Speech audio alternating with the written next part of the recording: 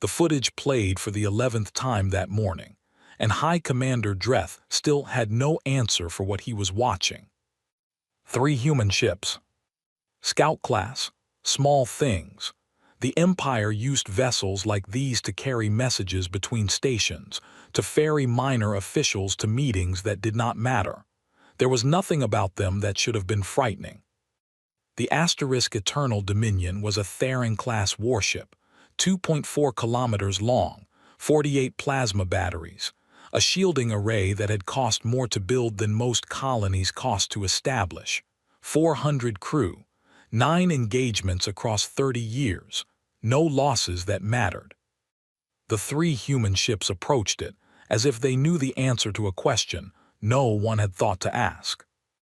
The first ship moved left at an angle that the Dominion's automatic threat system classified as non-threatening, because no ship at that speed could safely turn at that angle. The system was correct about the physics. It was wrong about whether the human ship cared. The ship turned anyway, held together anyway, and pulled the Dominion's port batteries into full tracking mode. The second ship in that same instant broadcast on 14 frequencies simultaneously. Not a signal, not communication, pure noise built with a specific harmonic pattern that would later take the Empire's analysts 3 weeks and a great deal of argument to decode. The Dominion's targeting system began filtering it, because filtering noise was what targeting systems did. It took 11 seconds. In those 11 seconds, the third human ship crossed inside the Dominion's minimum engagement distance, through the triangular shadow created by the first ship's draw on the port batteries and the second ship's draw on the targeting array. It threaded something through the forward exhaust port. The exhaust port gap was the diameter of a drainage pipe. It existed because of a design compromise in the Theron-class cooling system. The gap had been in the engineering documents for 30 years. It was listed as a known limitation. Every engineer who had reviewed the Dominion's schematics knew it was there. The humans had not seen the schematics. They had watched a Theron-class warship during normal operations and found the gap themselves, from the outside, through thermal imaging and extended observation. The Eternal Dominion was gone in 6 seconds. The 3 human ships left at speed. The intelligence team analyzing the outgoing transmissions noted that one of the ships appeared to be broadcasting a music file during the retreat. They put this on page 47 of their report, added no comment, and hoped no one would ask them to explain it. Dreth stopped the footage.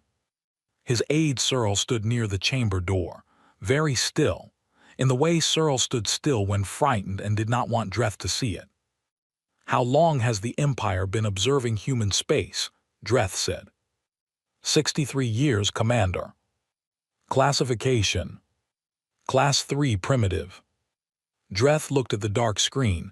Get the Council.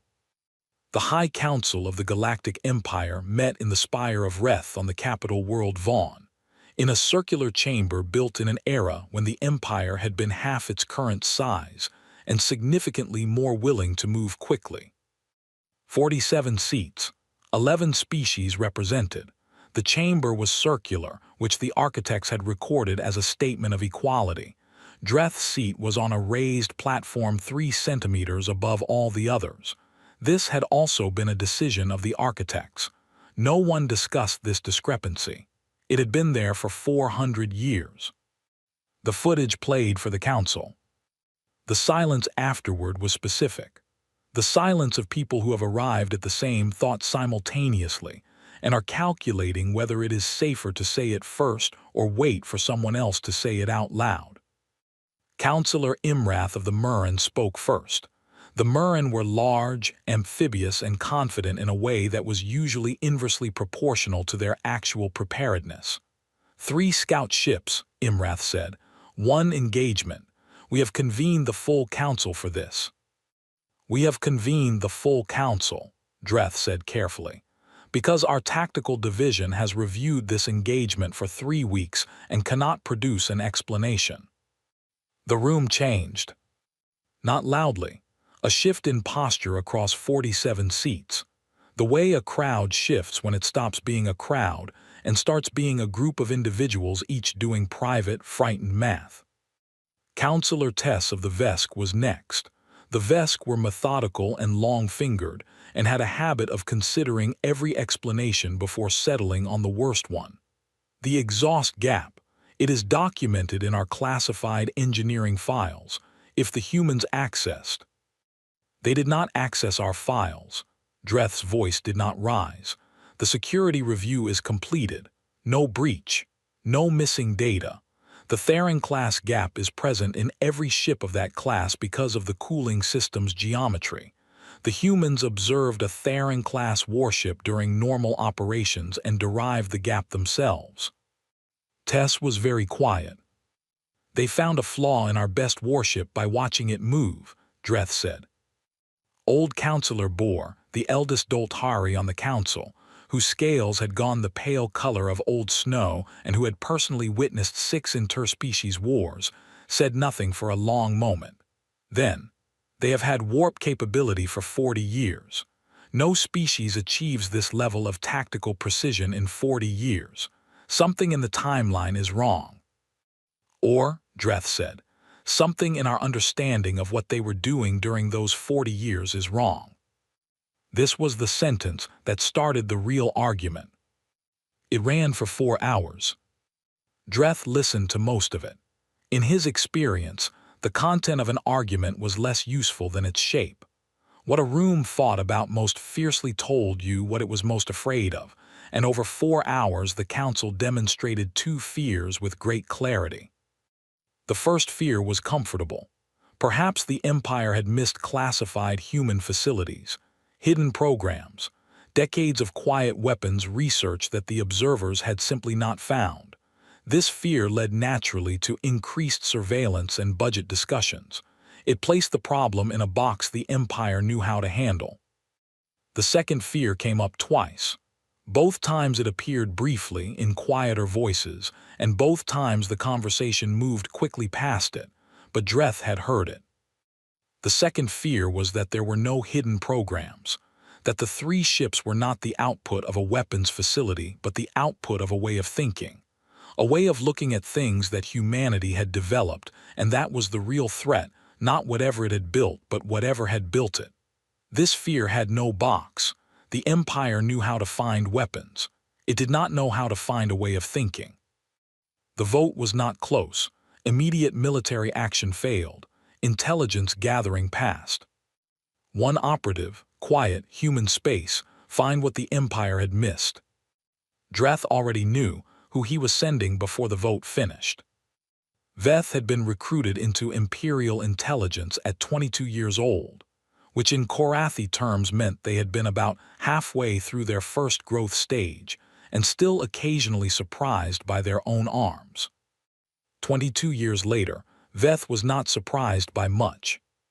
The Korathi were a tall people, angular in the bone, gray-skinned, with a posture other species sometimes described as elegant, in contexts that made Veth mildly uncomfortable and threatening in contexts that made Veth professionally useful. Veth was shorter than average, softer in the face, and had spent 2 decades learning how to stand in a room in a way that made them easy to forget. 9 missions, 6 species, 1 sealed file from the mission involving a Vesk admiral's household, which the mission summary described only as resolved successfully. Even Dreth did not have full access to those details. This was fine. Some work stayed quiet. The human file was thick. Veth read it in a small office above the station's docking ring, with something the cafeteria called tea, and a window open to the view of cargo haulers moving through the dark. Files like this one had a familiar shape, primitive world, internal conflict, a slow process of consolidation, usually driven by either a dominant power or a shared external threat. Contact with the Empire, either as trade opportunity or military target, Most species arrived at contact already shaped by this process, already in some quiet way broken in. Humanity's file had that shape for 40 pages. Then the shape changed. 80 years ago, the observers had been writing with suppressed urgency about a species that had enough weapons technology to end itself, and not quite enough collective wisdom to be certain it wouldn't. The analytical projections from that period were precise and consistent. Humanity would either stabilize within 40 years, or it would not stabilize at all. Most projections assumed the latter. 43 years ago, the large wars stopped. Not immediately, not perfectly. The reports from that period were full of minor conflicts and regional tensions, documented with the weary tone of people cataloging predictable weather. But the weapons that had been pointed at each other, the ones large enough to end the empire's projections very permanently, stood down. And the hundreds of competing governments that had been tearing at each other for centuries began, slowly in pieces, to move in the same direction. Veth marked this page and went back to read it again. Because 43 years ago was almost exactly when the Empire's trade fleet had expanded its routes near the edge of what was now classified as human sensor range. Not close enough for official contact. Not close enough to be anything other than distant signals in the dark. But close enough to detect. Veth sat with this for a long time. Humans with 195 governments had not unified because of internal political evolution. Internal political evolution did not move that fast. Nothing moved that fast without a specific reason, a visible reason. Humanity had seen something in the dark. And then humanity had stopped fighting itself. Veth turned to page 71. The note there was 3 paragraphs from a field observer named Bith who had been stationed above human space for 3 years and was apparently either very bored or very thorough. The note had been flagged low priority and reviewed by no one with decision-making authority. Human academic institutions have demonstrated sustained, coordinated interest in xenobiology, xenolinguistics, and extraterrestrial engineering principles for the past decade. This interest appears consistent across research centers in multiple nations despite no apparent centralized coordinating body. The volume of published work has increased by 340% in 10 years. Recommend extended analysis. Priority. Low. Low priority. Someone had read that note and given it a low rating and moved on to something else. Veth thought about what 40 years of coordinated, quietly escalating academic interest in alien biology and alien engineering would produce. In a species that had 195 governments moving together. A species that had seen something in the dark and decided, at a level that was apparently collective and apparently fast, that it needed to understand that thing before that thing understood it. The standard mission framing said, "Find the weapons programs." The note on page 71 suggested the standard framing was the wrong question. Veth picked up the cosmetics kit. The shuttle crossed into human space on the 6th day. On the 3rd day of the crossing, Veth found a section of the file that the Intelligence Division had buried in an appendix. A collection of intercepted human communications spanning 15 years, translated, covering topics the analysts had considered non-threatening. Most of it was noise, personal messages, news content, entertainment. But scattered through it across 15 years and dozens of human languages was a pattern. Humans asking each other questions about the galaxy, how many species were out there, what their ships looked like, how they fought, what they valued, what they feared. Not in any one place, not in any organized forum the analysts had flagged as suspicious, just humans being curious in the same direction for 15 years. Toward the Empire. The shuttle moved through the dark and Veth sat with the file and did not sleep much. In a building in a city on Earth, in a room that did not appear on any public map, a woman named Director Sarin looked at a screen showing an Imperial vessel crossing into human sensor range. She was not surprised. She had been expecting something like this for 4 years, since the Dominion incident, since the small team she had authorized did what she told them to do and came home. She turned to the man on her left. Sector 7 entry, single vessel, run the profile. The man turned to his screen. She looked out the window at a city, doing ordinary things in the afternoon light. Director profile match, Korathi, intelligence operative class. She nodded. Should we move protocol inheritor to standby? She thought about it for 3 seconds. Not yet, she said. Let them look. Let them see what we want them to see. She paused. And Demir, make sure Dr. Voss knows she may have a visitor at the university. Which protocol? Director Sarin walked to the door. Tell her to use her judgment. She left. Outside the window, the city moved through its afternoon in the way cities always do. Noise and traffic and people walking and light falling across buildings in the ordinary way of a world that was, to all outward appearances, entirely unprepared for what was coming. It was not unprepared. It had simply decided some time ago not to look like it. The city was called Portland. It was not a military city. Veth had established this within the first 2 hours of walking through it, which was longer than it should have taken because Veth kept expecting to find something that wasn't there. Hidden security checkpoints. The quiet tension that settles into a population that knows it is being watched. The specific, low-frequency dread of a people preparing for a war they think might be coming. Portland had a farmer's market on a Wednesday morning. Veth stood at the edge of it and watched humans buy vegetables from other humans, and children eat something wrapped in paper on wooden benches, and a man argue with a parking enforcement officer about where exactly the permitted zone ended. The argument was conducted at moderate volume, with some pointed gestures at a small painted line on the ground, and ended with the man paying something on his handheld device and walking away still talking, to no one in particular, in a tone that suggested he had many more thoughts on the subject but no audience left to share them with. This was not what a species on a war footing looked like. Veth kept walking. The Korathi cosmetics held in daylight better than expected. The bone structure was wrong at close range, but humans had a remarkable ability to see what they expected to see, and they expected to see another human.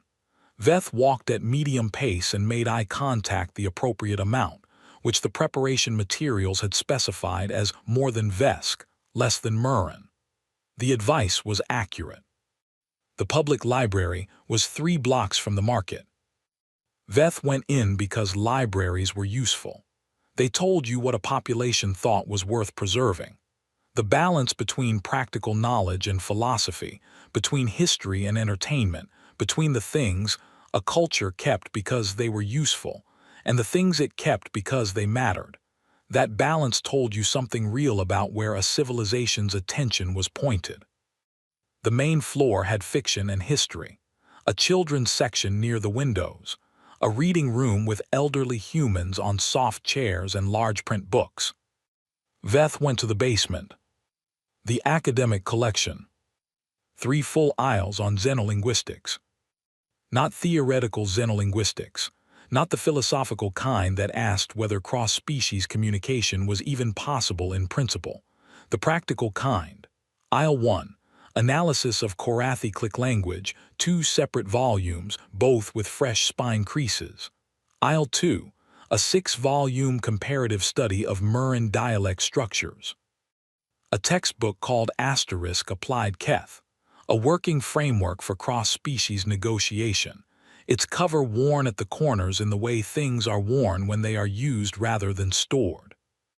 2 more aisles on xenobiology.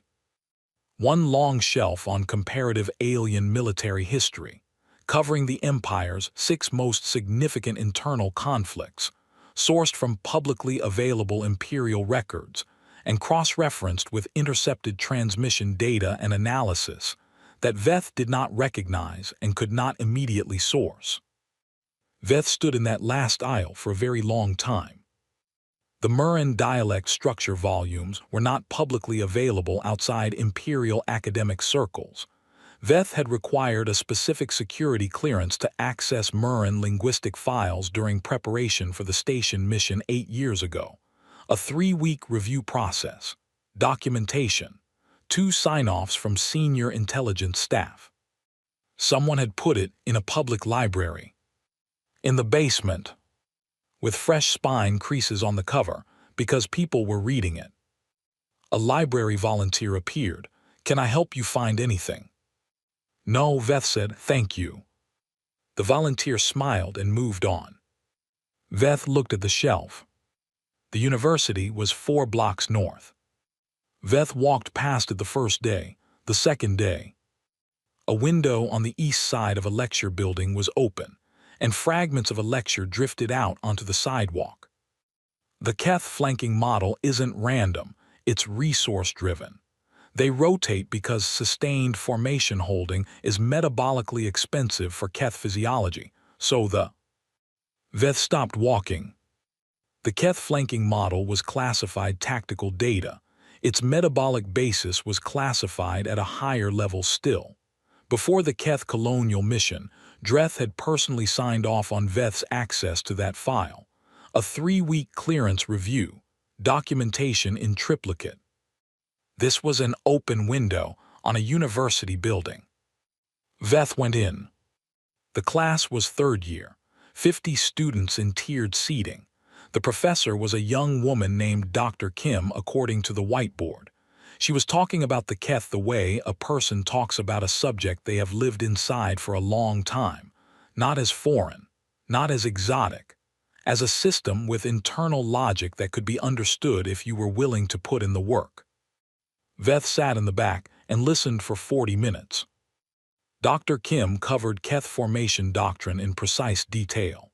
Murrin naval logistics, with figures that matched the classified imperial assessments almost exactly, cited from human academic journals that had apparently published this information openly. A brief comparative analysis of Vesk defensive architecture and Korathi infiltration methodology that made the back of Veth's neck feel wrong. At the end, she took questions with patience and specificity. On the way out, Veth looked at the sign by the door. XCNO 301, Alien Military Systems, 3rd year undergraduate course. 3rd year. Undergraduate. The week built its picture in layers. A museum with a scale replica of a Vesk frigate in the main entrance hall, accurate to the secondary thruster placement. The label beneath it was informational and calm, reconstructed from public sensor data and spectral analysis. Commissioned 2087. That was 33 years ago. The model had been there for 33 years, and in 33 years, no one at the museum had thought to treat it as remarkable. A grocery store with a small section labeled Xenobiological Applications, products developed using principles derived from alien biochemistry, a wound closure compound that worked faster than standard human medicine, a water purification system based on undran filtration biology. The labels mentioned their alien sources the way food labels mentioned ingredients. Plainly, informatively, the way something is labeled when it is not a secret. A cafe with a television in the corner running a news program. A segment, mentioned briefly and without drama, about something called the Galactic Engagement Framework. A bureaucratic structure, apparently, that the human government had been developing for 15 years to govern first contact scenarios, trade negotiations, and cross-species legal disputes. 15 years of bureaucratic infrastructure. For first contact, which had not happened yet. Veth sat in that cafe for 2 hours with a cup of coffee and tried to find the correct way to hold what the city was showing. It was not a city preparing for war. It was not a city ignoring the galaxy. It was a city that had been, quietly and without any apparent urgency, absorbing everything it could find about the species it knew were out there, building the institutional infrastructure to deal with them whenever the moment came, and going about its daily business in the meantime with complete calm. The thing about it that was hardest to name was that it didn't look like a project. It looked like a habit. Marcus found Veth in the university's main cafe on the 8th day. Veth was holding a book on Dolthari cultural philosophy, chosen as cover, the kind of book a visiting academic might plausibly carry, when a young man with dark eyes and an apparently unlimited supply of opinions sat down uninvited across the table and pointed at the cover. "That's the Boer translation," he said. "The new one is better. Boer doesn't handle the third epic idioms well." Veth looked at him. "Marcus Reyes," he said, extending a hand. "Xenoarchaeology, 4th year. Are you visiting faculty?" "Something like that," Veth said. This was apparently enough to establish rapport, because Marcus ordered a coffee and began talking. He talked about his research with the specific enthusiasm of someone who had found the exact thing they were supposed to be doing with their life. The Xenoarchaeology program had been running for 12 years and had 400 students and an annual conference that drew researchers from 31 countries. Marcus had attended the last 3. He was working on a comparative analysis of pre-contact cultural markers across 8 alien civilizations, looking for patterns in how a society changed in the decades before it made contact with a more advanced species.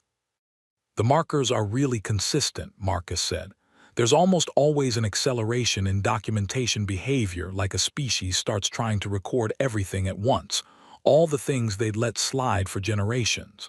And there's usually a big shift in how they handle internal conflict.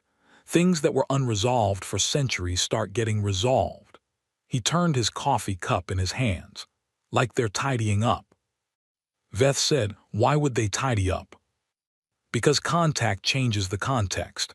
Whatever argument they were having before, borders, resources, ideology, it shrinks when something bigger appears outside. The inside problems start to look different. Smaller, more solvable," he shrugged. "We did the same thing, have been for 40 years. He said it without weight, not a confession, an obvious thing that everyone already knew. "You believe there is something outside," Veth said. Marcus looked at Veth with mild surprise at the question. "The warp signatures have been consistent for 40 years. Of course there's something outside." He grinned. "We just haven't been formally introduced yet." Veth said nothing. Marcus refilled his coffee and talked about the Berlin conference until the light outside the cafe windows had gone amber and then gray. The bar was small and warm and smelled of wood and something fried, and a particular kind of human ease that Veth had identified early in the week as this species' default operating condition among people they trusted. Dr. Ilara Voss was at the far end of the bar when they arrived. A small woman, white-haired, drinking something amber with the deliberate, even pace of someone making it last. She was watching the room with the quality of attention that looked, from the outside, like watching nothing. Veth felt it from across the room. 22 years of field work built a specific sensitivity to being watched by someone skilled at not appearing to watch. It registered in the body before the mind could name it. A small, precise pressure between the shoulder blades. Marcus introduced her with warmth. Dr. Ilara Voss, founder of the university's Xenolinguistics program, retired 3 years ago, still came to this bar on Thursdays. She shook Veth's hand. Firm grip, dry palm. She looked at Veth's face for a moment, 3 seconds longer than social habit required, with the expression of someone recognizing a thing they have seen before in a different context. "You're not American," she said. "No," Veth said. She looked away. "I used to travel before I retired. You develop an eye for people who are far from home." She did not specify what kind of eye. She did not say what she was applying it to. The 3 of them talked for an hour. Marcus carried most of it.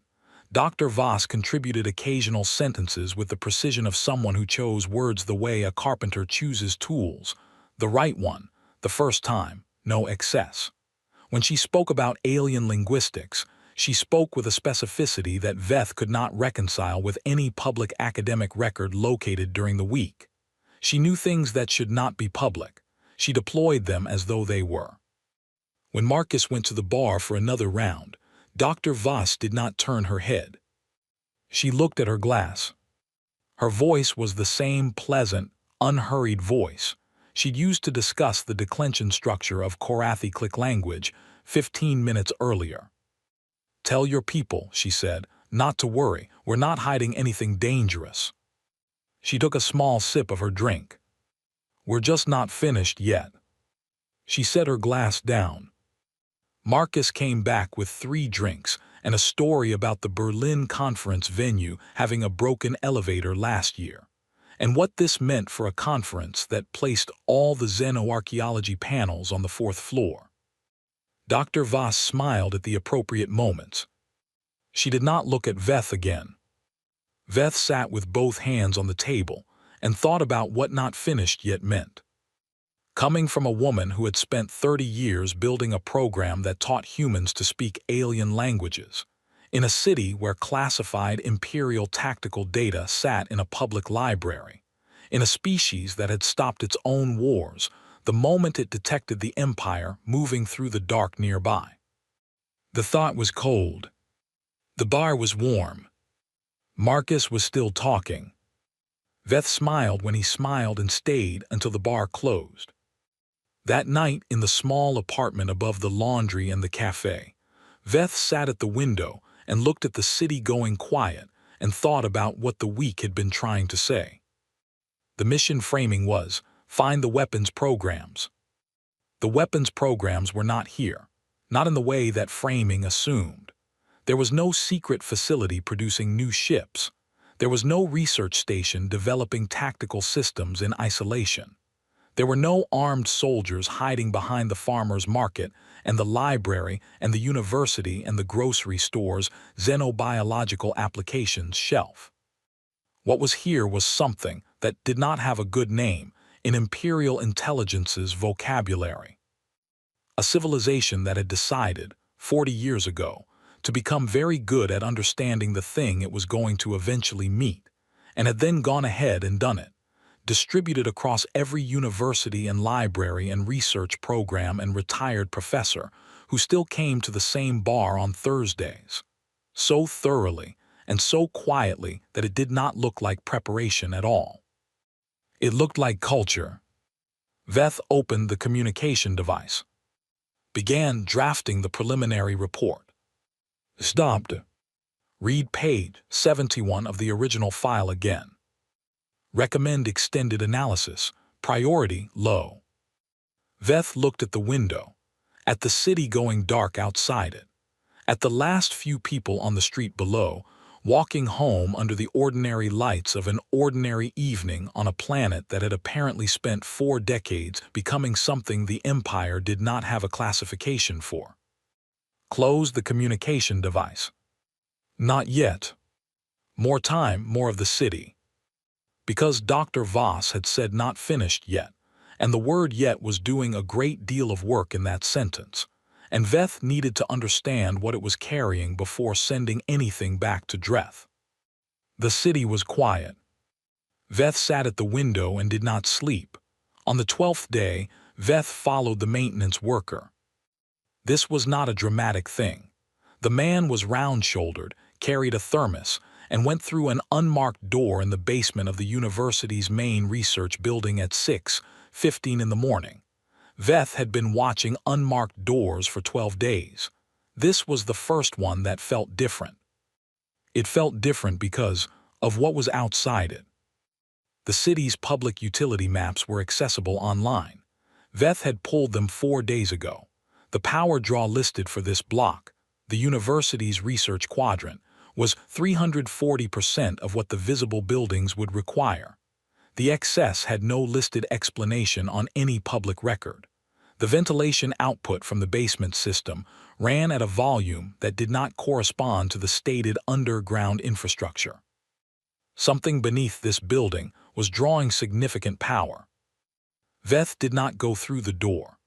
Going through the door without knowing what was on the other side was how operatives became the cautionary case studies that younger operatives read in training.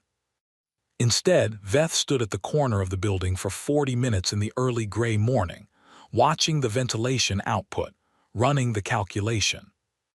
The numbers were not comfortable. What the power draw implied in terms of active floor space and running systems was not a research lab. It was not a single facility. It was something the size of several city blocks, underground beneath this university. And this was one location. The utility maps showed 11 others in the metropolitan area with similar unexplained draws, similar signatures, similar gaps between what was stated and what the numbers implied. 12 locations. One city. Veth thought about how many cities humanity had, turned around and walked back to the apartment to write the report. The report was 6 pages.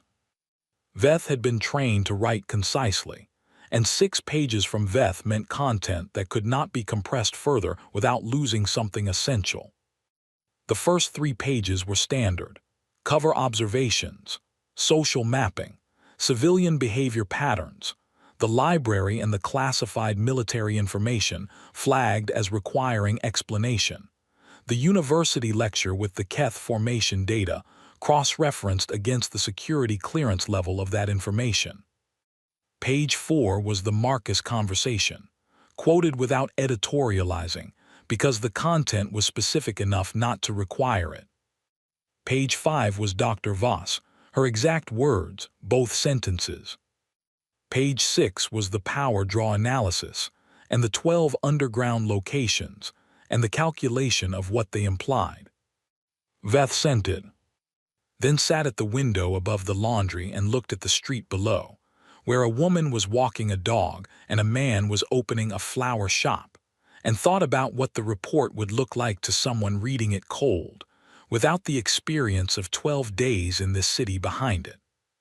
It would look like evidence of a weapons program. It was not evidence of a weapons program. Weapons facilities had a signature Veth had learned across 22 years of fieldwork. They had security perimeters. They had a specific pattern of vehicle movement.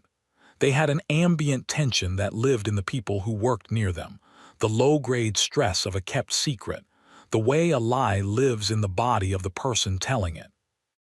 This city did not have that tension. Dr. Voss did not have it. Marcus did not have it. The students in XEN 0301 did not have it. They had something else, something that had taken 12 days to correctly identify. They had patience, the deep, settled patience of people who have been working towards something for a long time and know they are close. The report went. What came back 12 hours later was not a response from intelligence. It was a fleet deployment order. High Commander Dreth had not waited for the full report. The partial intelligence that arrived before Veth's 6 pages, earlier intercepts, initial observations from the arrival ship, had been enough for the faction of the Council that had wanted military action from the beginning. Bohr had argued against it. Tess had requested 30 more days of intelligence gathering. Imrath had pressed for action since the Asterisk Dominion footage, and with the partial reports now adding to the picture, had finally accumulated enough support. 47 warships, 3 Theron-class, which was a political statement as much as a military one, 44 support vessels, troop transports, and logistics ships. They were moving. Dreth read Veth's full report in his office above the fleet staging area. He read it once at speed, and then sat for a moment, and then read page 6 again. 12 underground locations, 1 city, power draw suggesting floor space that did not correspond to any stated infrastructure. He sent one message back. Have you identified what the facilities are producing? Veth's response came 6 hours later, too long for a simple answer. Not weapons, something else. Give me more time. Dreth looked at the deployment order on his secondary screen. There was no more time. Director Sarin received word of the fleet movement 4 days before Imperial intelligence had finished transmitting the deployment order to its own forward stations. She sat with the information for 11 minutes, then she called her team. The room was underground, in a building in a city the Empire had classified as a single human population center, which was one of several thousand things the Empire had gotten wrong about humanity. 12 people, 3 screens, very good coffee, which Soren had decided long ago was not a luxury but a professional requirement. Fleet is moving, 47 ships, 19 days to human space. She looked at the room, protocol inheritor, authorization Soren 77 Delta, full activation. Someone at the screens entered a sequence. Someone else exhaled. Demir looked up from his console. Prometheus archive is live, all nodes, full integration confirmed. Soren nodded. The Prometheus archive had not been named by anyone important. It had been named by a physicist in 2032 who was working late on a cross-species materials database and had apparently gotten a little dramatic about it. The name stuck because the project grew too large too fast for anyone to have the administrative bandwidth to change it. It had started as a documentation effort. In 2031, 8 years after the first confirmed warp signature detection, a working group had been assembled. At the time, calling it the human government was optimistic. 195 separate nations, most of them still arguing about things that had been argued about for centuries. The working group's mandate was simple: assume contact is coming. Assume it will not be on humanity's terms. Prepare accordingly. The preparation had components. The first was language. Every alien signal the Empire had ever broadcast near enough for human instruments to detect had been captured and analyzed.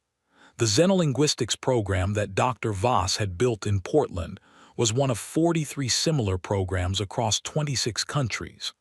They had spent 40 years cross-referencing their findings, arguing about their conclusions, and then cross-referencing again. By 2061, human linguists had working models for 11 distinct alien languages. By 2074, working model no longer covered what they had. The second component was biology. Every species whose biosignatures could be resolved from warp emissions and electromagnetic profiles had been studied and modeled. Human medicine had taken a strange detour in the 2040s, driven by xenobiological research that had no obvious immediate application, and which had produced over 30 years a range of advances that the medical journals described as novel approaches to physiology, without specifying whose physiology they had originally studied. The third component was tactics. This was the component that the Imperial observers had never found, because it was not in any single facility. It was distributed. It lived in universities and research institutes and in the heads of graduate students and retired professors, cross-referenced in a system that used humanity's near-inexhaustible tolerance for argument and disagreement as a feature. If 6 researchers in 6 countries who could barely agree on terminology had all converged independently on the same tactical conclusion about Keth formation doctrine, the conclusion was probably correct. If 4 of them agreed and 2 did not, they kept arguing until they resolved it. The system was slow and loud and difficult to coordinate. It was also immune to being shut down because it was not a single thing that could be shut down. It was everywhere. The Prometheus archive is not a building, Soren said to the room, for the benefit of 2 new team members who had joined in the past year. She said this every time. It is not a program in the organizational sense. It is 40 years of this civilization pointing itself at a question and being very thorough about the answer. Demir pulled the summary display onto the main screen. The numbers were as they had always been, updated weekly, occasionally revised when new analysis completed. 11 alien languages with active human speaker populations, detailed physiological profiles for 9 alien species, tactical analysis of 7 alien military doctrines, each stress-tested, technology breakdowns for 6 alien engineering traditions, including 3 Imperial warship classes, the Theron-class exhaust configuration, the Murin Naval Formation Library, the Vesk shielding harmonic system, and the one that had required the most creative sourcing, the one Sauron was most proud of and least willing to explain in detail, the Theron-class shielding array rotation frequency, obtained from a 4-second window of unshielded emission data during a shielding failure near a system the Empire believed to be uninhabited. The system had appeared uninhabited. It had not been. "Our team leads briefed," Sauron said. "All of them. Ground forces are on standby. Admiral Chen has had Protocol Inheritor for a week and has been running counter-scenarios." Sauron looked at the display. 19 days. "When the Imperial fleet arrives," she said, "let them get close. Let them see civilian ships. Let them think they have the full picture." She walked to the coffee station. "Then show them the picture has a backside." Veth received the fleet deployment notification and Dreth's single follow-up question at the same time. "Have you identified what the facilities are producing?" Veth looked at both pieces of information for a long time. Sent the response, "Not weapons, something else. Give me more time." Sat at the window. The fleet was moving. Whatever Veth had almost worked out beneath a university basement in Portland was now irrelevant in the specific way that irrelevance arrives when a larger machine has already started moving. The question of what the 12 underground locations contained would answer itself in 19 days, and the answer would be given not in a report, but in whatever happened when 47 Imperial warships met a species that had spent 4 decades building something Veth could not yet name. Veth sent one more message to Dreth, not a report, not a status update. "Whatever you think you're going to find, that's not what you're going to find." Then close the communication device, because the fleet was already in transit and Dreth could not stop it, and there was nothing left to do but wait. 19 days. Outside the window, the flower shop had opened. The smell of it, green and living, something that did not translate well into Korathi, drifted up from the street. Veth thought about Dr. Voss at the bar, not looking, voice perfectly calm, saying not finished yet as if it were a minor weather observation. Thought about Marcus, talking about how species tidied up their internal conflicts before first contact, how the context changed, how the inside problems looked smaller when something bigger appeared outside. Humanity had seen the Empire in the dark 43 years ago and stopped fighting itself. In 43 years, they had built the Prometheus Archive. They had built 12 underground locations beneath one city, more beneath others, certainly. They had published classified Imperial tactical data in a public library. They had taught 3 generations of undergraduates Keth formation doctrine as a third-year course requirement. And Dr. Voss, the woman who had built the program, who had spent 30 years making human mouths speak alien languages, had looked at Veth across a bar and said not finished. Not we were ready, not we are ready, not come and see what we built. Not finished yet. The flower shop below had a display of something yellow in the window. Veth did not know what it was called. It was very bright against the gray morning. The Empire had been watching humanity for 63 years. Humanity had been watching the Empire for 40. And humanity, apparently, was still working. Veth looked at the yellow flowers and thought about what a species that had unified in 3 years, learned 11 alien languages in 40, and found an exhaust flaw in the Empire's best warship through 15 years of thermal imaging. What that species might still be building that had not yet made it into any library basement or undergraduate course or second-hand grocery store label. What was still underground, still unfinished. The morning was cold and ordinary. The city did not look like what it was. 19 days. The Imperial fleet dropped out of warp at the edge of human space on the 19th day, exactly on schedule, and Commander Vrex of the Eternal Victory opened a channel to the human communications network and issued a formal demand for surrender. This was standard procedure. Most species, presented with 47 Imperial warships in their home system, responded with some variation of compliance. The psychological weight of the fleet's physical presence had ended 3 wars before the first shot was fired. Vrex had commanded this kind of opening 6 times. It worked because the math was visible. 47 warships was not an argument. It was a statement of fact. The human response came back in 17 seconds. It was in Vrex's language, not rooted through an Imperial translation system. A human voice, speaking Theran dialect Korathi, the regional dialect of the species that built the Eternal Victory, with a slight accent that Vrex's communications officer identified as something called Southern Coastal, a regional variation within the Korathi language that the Empire had documented, one that had never been expected from the other side of a first contact channel. The voice said in clean, correct Theran dialect Korathi, "We received your message. Our response is no. Please clarify your intentions before moving closer." Vrex's communications officer looked at Vrex. Vrex looked at the fleet display. "Move to engagement range," Vrex said. "Formation 7. Formation 7 was the Theran-class flanking array.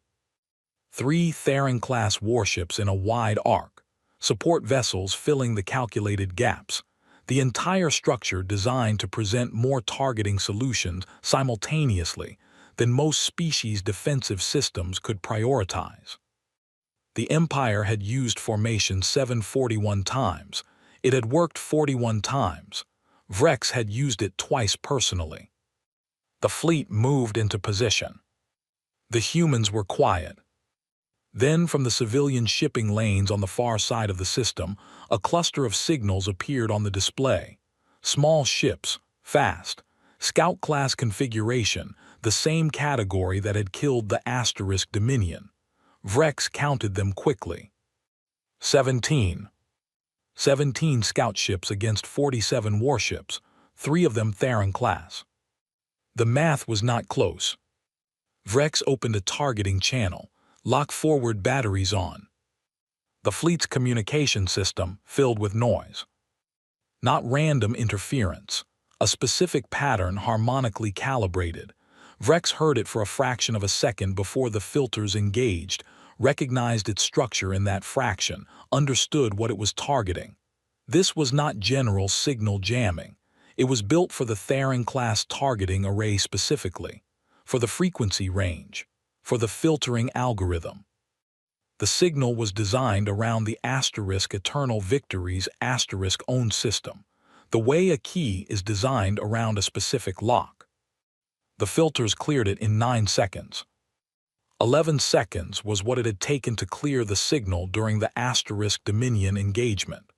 The Empire had spent 3 weeks analyzing that 11-second window and reducing it to 9, 2 seconds less. The human scouts had moved in those 9 seconds. Formation 7 had an inner boundary, a radius inside which the wide arc lost its geometric advantage because the 3 warships' fields of fire began to overlap, creating blind spots that the formation was not designed to handle at close range.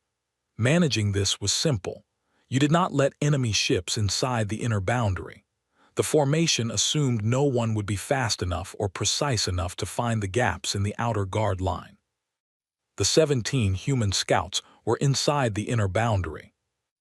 Vrex's tactical officer was already running the numbers on how the scouts had moved through the guard line.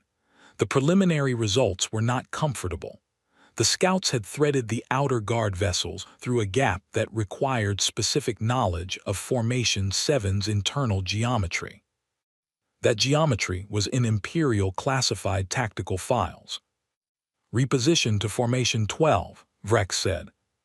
Formation 12 was a Murin design the Empire had adopted 40 years ago. It was not in the same tactical database as Formation 7. Different classification level, different origin, different access requirements. It was the Empire's standard fallback from a compromised Formation 7, but standard fallback was internal shorthand, not published doctrine. The human scouts adjusted before Formation 12 was complete.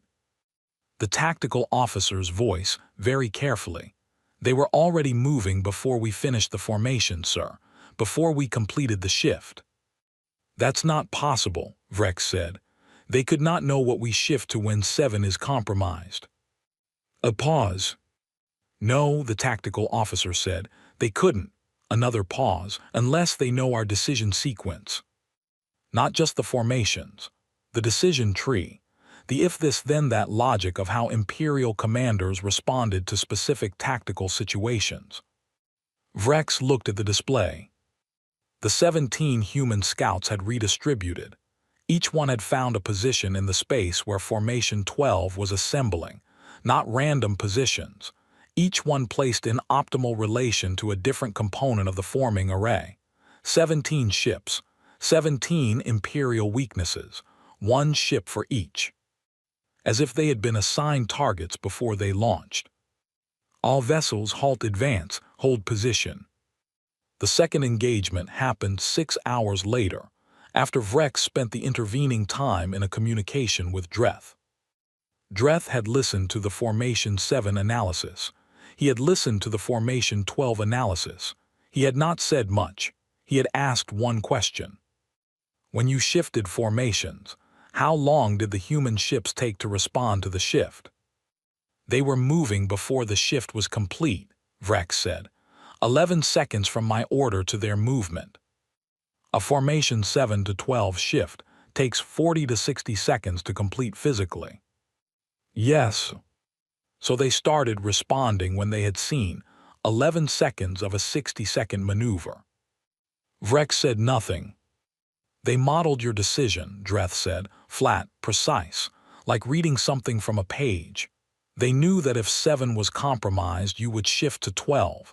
They anticipated the shift before you had executed it. They did not react to what you did.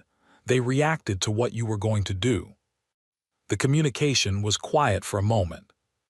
High Commander, Vrex said, the decision to shift from 7 to 12 in a compromised situation is an internal command protocol. It is not published. It is not in any document the humans could have accessed. No, Dreth said, it is not. This was, Vrex felt, the most frightening exchange of the communication. The second engagement was the one that made the shape of the thing real. Vrex had regrouped the fleet at the outer boundary, brought the 3 Theron-class warships into a direct approach formation, not a complex flanking array, not a pattern that required geometric knowledge to exploit. Just 3 of the most powerful warships in the Empire moving toward the human ships in a straight line. Mass worked. Mass was not a formation that could be anticipated or outmaneuvered. It was simply overwhelming physical presence moving through space. The human civilian ships moved away toward the system's outer edge. The scouts pulled back toward the planet. The 3 Theron-class warships advanced. They were deep into the inner system before anyone noticed what the human planet's orbital defense grid had been doing during the 3 minutes it took the fleet to cross the gap. It had been calibrating. The Theron-class shielding array rotated through a harmonic frequency sequence as its standard operating mode. Rotating frequency was harder to defeat than a fixed one. To penetrate it required timing a pulse to land in the window between rotations, and the rotation speed and sequence were classified at the highest level. The orbital defense grid pulsed in a sequence that hit every window. Not most of them, not enough of them to be a successful guess. Every single rotation window, precisely timed, for all 3 Theron-class warships simultaneously. 3 ships, 3 separate shielding systems, each one operating independently. Each one hit in the window between its own rotations with a pulse calibrated to its specific frequency sequence. The tactical officer's voice was doing the careful thing again. They have the rotation specifications. Sir, they have the full rotation specifications for the Theron-class shielding array. I can see that, Vrex said. These are first-tier classified files. This is not something that can be derived from external observation. This is not something that... I am aware, Vrex said. The 3 warships had taken hits to secondary systems. Not fatal, not crippling. Demonstration-level damage, precise and controlled, that communicated what could have been done without doing it. Then the fleet medical officer sent a report. The 3rd Theron-class ship, the Relentless, carried a Keth crew contingent. 14 members, standard for joint species operations. The Relentless had been hit by a pulse that its systems had classified as minor, a glancing impact on the starboard secondary array. Acceptable damage. The medical officer's report said otherwise. The Keth contingent had all lost consciousness simultaneously. All 14. At the same moment. The medical officer's note was precise and baffled. The pulse appears to have incorporated a subsonic frequency component calibrated to Keth auditory physiology. The Keth crew members are unharmed but fully incapacitated. All 14, simultaneously. The pulse appears to have been designed not to damage ship systems, but to specifically target the Keth crew members, while leaving non-Keth crew members unaffected. Vrex read this. Read it again. The pulse had been designed for the Keth crew specifically, not as a side effect, as the primary target. The humans had known before firing that the Asterisk Relentless carried a Keth contingent, had known the size, had built a weapon that was not a ship weapon but a Keth weapon, constructed from detailed knowledge of Keth physiology, calibrated to incapacitate Keth crew members specifically, designed to remove them from the tactical equation while leaving the ship and the non-Keth crew intact. Surgical. Targeted. Like they had a crew manifest. Vrex opened a fleet-wide channel. All vessels, send your crew species compositions to my terminal immediately.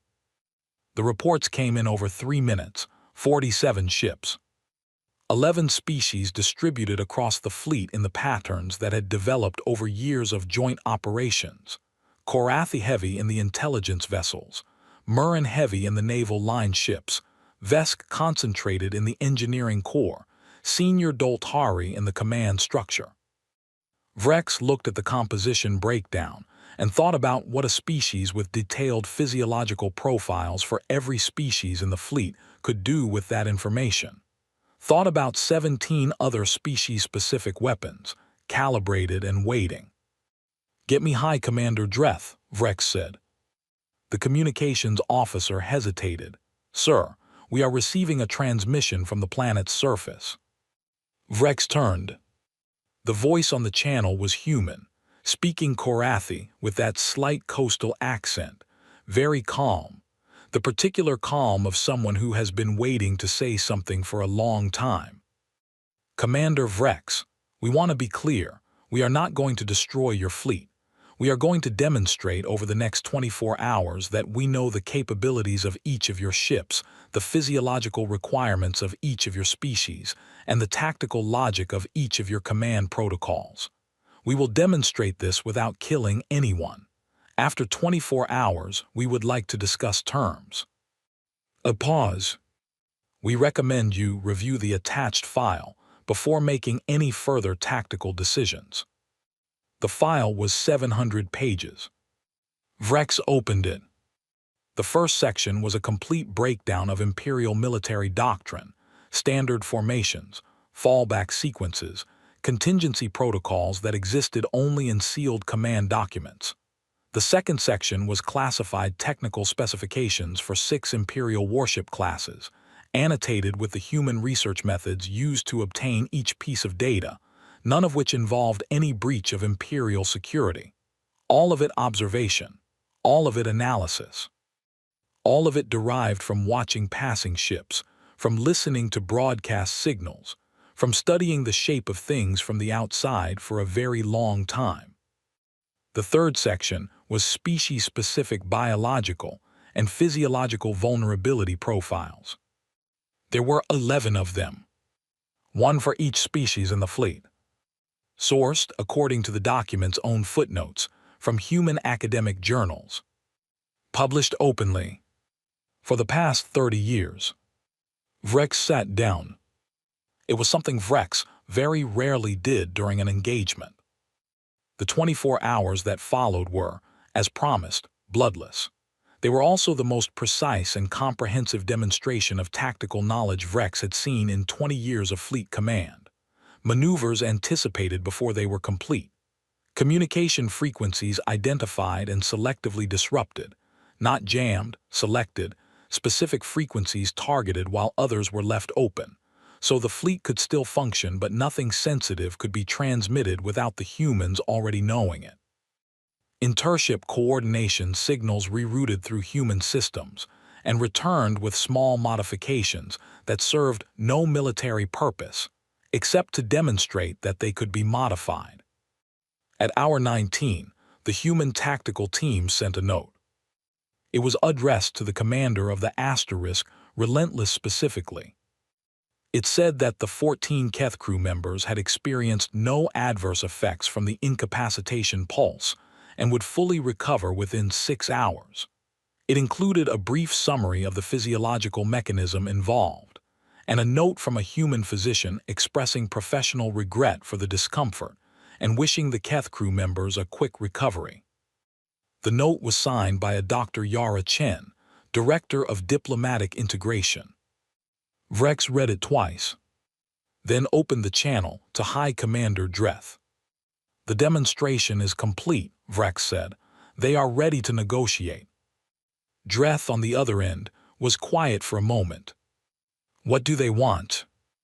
Vrex looked at the 700-page file on the secondary screen, looked at the dark space around the fleet, quiet and unchanged, the human planet sitting in it like it had always been there, which it had. "They want a table," Vrex said. "That's all. They want to sit down at a table." Another silence. "Did we ever have a choice about that?" Dreth asked. Vrex thought about Formation 7. About the 9-second noise signal calibrated to the Asterisk Eternal Victory's Asterisk-specific targeting array. About 14 Keth crew members, unconscious, and a physician's note expressing professional regret. "No," Vrex said, "I don't think we did." The ceasefire was signed on the 43rd day. It was not a pleasant 43 days. Vrex's fleet held position at the outer system boundary, read the 700-page file, and transmitted it in full to Dreth, who transmitted it to the High Council, who spent 6 days arguing about whether the document was genuine and 4 more days arguing about what to do given that it was. The 24-hour demonstration had been, as promised, bloodless. Over the course of one human day, the fleet had watched its formations anticipated before completion, its communication frequencies identified and selectively disrupted, its intership coordination signals rerouted through human systems, and returned with small modifications that served no military function except to demonstrate that they could be made. On hour 21, a human tactical team had broadcast a live correction to an Imperial navigation calculation that one of Vrex's junior officers had made, using the Asterisk Relentless's Asterisk own computational shorthand notation that was not published outside the Imperial Naval Corps, with a note suggesting a more efficient approach. They had corrected the math. Using notation they should not have known. The note was polite. By hour 24, the council had stopped arguing about whether to negotiate and started arguing about who to send. This argument lasted 19 more days, which was long even by council standards. On the 43rd day, the ceasefire was signed and a delegation arrived in orbit to be brought down to the planet. Dr. Yara Chen was waiting for them at the bottom. She arrived at the Spire of Reth on a human vessel that the Empire's docking crew spent 20 minutes examining before allowing it to land. The vessel was not particularly advanced by Imperial standards. This was, by now, expected. The humans had not built their advantage in hull plating or engine output. They had built it somewhere else entirely, and the unremarkable ship sitting in the Spire's docking bay was a reminder that the thing to worry about was not the ship. It was the people inside it who had spent 40 years deciding what to know. Dr. Chen disembarked with 2 aides and a small travel bag. She looked at the Spire with the expression of someone who has been shown photographs of a place enough times that it feels familiar before being seen in person. Not awe, recognition. She was 34 years old and looked younger. She was the daughter of Admiral Chen, who had commanded the fleet during the 24-hour demonstration, and she was the Prometheus Archive's Director of Diplomatic Integration, a position the Archive had created 8 years ago on the grounds that contact was coming, and someone should be formally ready to have a conversation. She spoke Theran dialect Korathi with the slight coastal accent. She also greeted Counselor Bohr in Doltari as they entered the chamber, first language Doltari, the old formal register, the one that Bohr's generation had grown up speaking before the standardized imperial dialect became dominant. Bohr went very still for a moment in the way of someone being spoken to in the language of their childhood, by a source they had not expected. He recovered, took his seat. Dr. Chen sat at the table's center, not at the edge in the visitor's position. At the center, Dreth looked at this choice for a moment and said nothing about it. "You will explain the Prometheus Archive," he said. "Yes," she said, "I will." She did not use notes. "In 2031, she began, "we confirmed that warp signatures were present in nearby space, not human-generated. We had been debating the probability of other life for a century, so the confirmation wasn't a surprise. What was a surprise was how close you were, how long the Empire had been passing through our sensor range without stopping." She looked at Dreth, without looking down. "You were not yet a priority contact," Dreth said. "Yes," she said. "We understood that. It was actually helpful. It gave us time." She explained the archive the way someone explains a place they have lived inside for their entire professional life, not as a presentation prepared for an audience, as a description of something they know very well. The language programs first, 40 years, 11 active alien languages. With human speaker populations distributed across academic communities on every continent, cross-referenced by researchers who had never met each other, and had reached the same conclusions independently. This was the methodology, she explained. If a finding survived the disagreement of 6 independent research teams who could barely agree on terminology, the finding was probably correct. The biological program second. Xenobiological research that had produced, among other things, the Keth incapacitation pulse, the Murin formation disruption tools, 17 different species-specific interventions that the 24-hour demonstration had not used but that existed and were ready and were, she noted without elaboration, catalogued. The tactical program's third, 30 years of analysis, published in journals, built in a distributed system across thousands of institutions, not housed in one place, not operated by one organization. Housed everywhere, operated by everyone who had contributed to it, which was, she paused here, seeming to do a brief mental calculation, in the range of 400,000 people across the past 4 decades, working in pieces, cross-referencing without always knowing what they were cross-referencing toward. The council was quiet throughout. Counselor Tess of the Vesk spoke once. "The Theran exhaust configuration, you derived that through spectral analysis. Thermal imaging and spectral analysis combined. 15 years of data from passing Theran-class vessels. The gap is geometrically predictable from the cooling system design once you have enough thermal data to model the interior. We had enough by 2072. The shielding array rotation frequency," Tess said. That cannot be derived from external observation.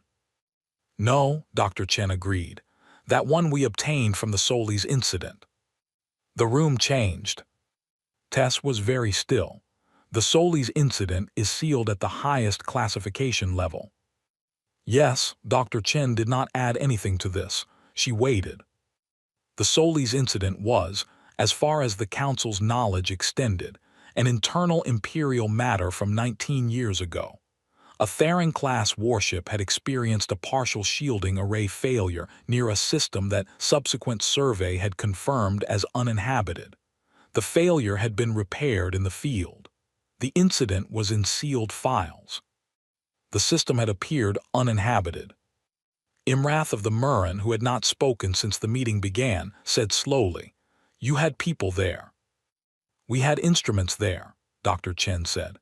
"Passive collection arrays, low electromagnetic signature, placed in uninhabited systems near Imperial trade and patrol routes for 20 years.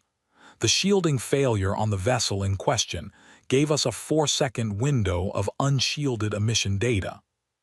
She folded her hands on the table.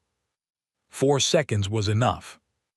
The silence that followed was the kind that happens after a revelation that changes the shape of a problem retroactively. Not just the present problem, all the past ones. The whole 63-year history of the Empire's observation of humanity, reread in light of the fact that humanity had also been observing, carefully, patiently, with instruments in uninhabited systems along the Empire's own routes, for at least 20 of those years. Dreth said, "Why did you not act sooner? You had the tactical information. The Dominion was a demonstration. You could have struck the fleet before it deployed." Dr. Chen looked at him. "Yes," she said. "Why wait?" She was quiet for a moment, not hesitating, choosing. "Because we're not finished yet," she said. The words sat in the chamber. Old Boar looked up from his hands. Dreth heard it the way he had heard it in Veth's report. Page 5, the old woman at the bar, not finished yet, the same phrase, said with the same quality, not a warning, not a boast, a simple statement of where things stood. "What does that mean?" Dreth said. "It means the Prometheus archive is 40 years of work," Dr. Chen said. "It means we know a great deal about the Empire and its member species and its military and political structure. It means that what I have described to you today is accurate and complete." She paused. "It also means we have been working on a second question alongside the first one." "What is the second question?" "The first question was, what is out there and what do we need to know about it? The Prometheus archive is the answer to the first question. We built it because we needed to be safe, because we needed to ensure that whatever came out of the dark came to a table and not a conquest." She looked at the council. "The second question is different. We started asking it about 11 years ago." Dreth waited. She smiled. It was a genuine smile, the smile of someone who finds their subject genuinely, deeply wonderful. "What else is out there," she said, "that we haven't found yet?" The peace treaty was 6 pages. Mutual recognition, defined borders, trade framework, the beginning of something that the human draft submitted for review before the Imperial team had finished its own version, called the Galactic Common Framework, which was the bureaucratic infrastructure humanity had been building for 15 years for precisely this occasion. Dreth signed it. Dr. Chen signed it. The 2 aides witnessed it. She left the same afternoon, on the unremarkable ship, with the same small bag she had arrived with. Councillor Tess found Councillor Boar in the corridor outside the chamber. He was standing at a window that looked down at the city below the spire. He was not moving. "The second question," Tess said. "What else is out there?" Boar said. "We have been mapping the galaxy for 400 years, Tess said. "We have a thorough picture." Boar was quiet for a moment. His scales, old and pale, caught the light from the window.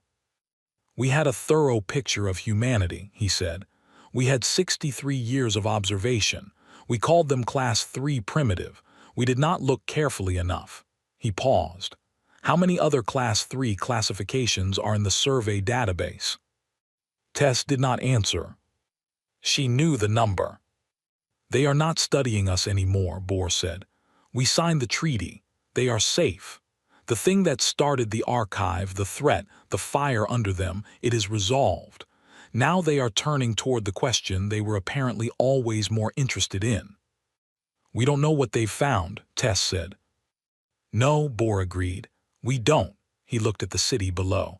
That woman spoke Dolthari, first language register, the old formal form. The program that produced her has been running for 40 years. The people it trained spent their careers preparing for us. He turned from the window. What does the next generation do? The ones who grow up after the treaty, after we are no longer the thing that started all of this? Tess had no answer. Bohr walked down the corridor. They looked at the galaxy, he said, more to himself than to her now, and they found us. And we are apparently not the most interesting thing they found. His footsteps were quiet on the old stone floor. I wonder, he said, as he reached the corridor's end, what is? Deep below a mountain in a country called Norway, in a facility that did not appear in the Prometheus Archive's public documentation, a team of 9 people worked in a room with very good coffee and screens that displayed signals from a region of the galaxy the Empire had surveyed in 2089 and classified as empty. The survey had not been wrong exactly. There were no inhabited planets in that region, no warp signatures, no electromagnetic broadcasts of the kind that indicated active civilization. The Empire's survey instruments had found nothing, and the Empire's survey instruments were good. The signals had started 11 years ago. They were not imperial, they were not human, they were not anything in the Prometheus Archive's catalog, which was, at this point, a catalog of 11 species with extensive documentation. Whatever was producing these signals was not in the catalog. Whatever was producing these signals was not, based on the archive's models of civilizational development, a young species. The patterns were too structured. The information density was too high. The signals were old. Older than the Empire. Older than the Empire's survey history, by a margin that the team's chronologists had spent 2 years arguing about and had finally, recently, agreed on. The signals were approximately 40,000 years old, which meant that whatever produced them had been producing them when humanity was still working out agriculture, when the Empire's oldest member species were still in their first technological phase, when the galaxy, as far as anyone had known at the time, contained nothing capable of deliberate interstellar communication.